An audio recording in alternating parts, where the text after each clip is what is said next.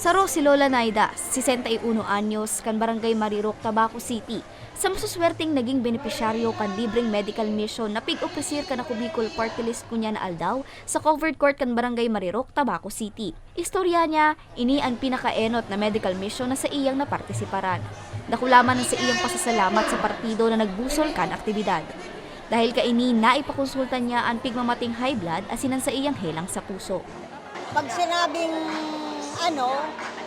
na may medical mission, nagdigdi kami para makako kami taba.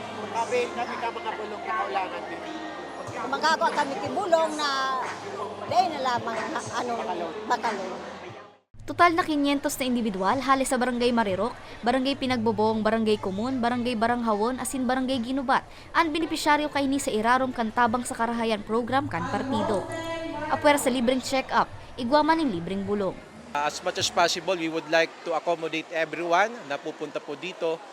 Siyempre, dinudumbog sapagkat talagang masasabi natin na mahal ang pagpapagamot sa ngayong panahon. Kaya ngayon, grabe yung tulong na naibibigay natin sapagkat nagbibigay tayo ng libreng medical mission.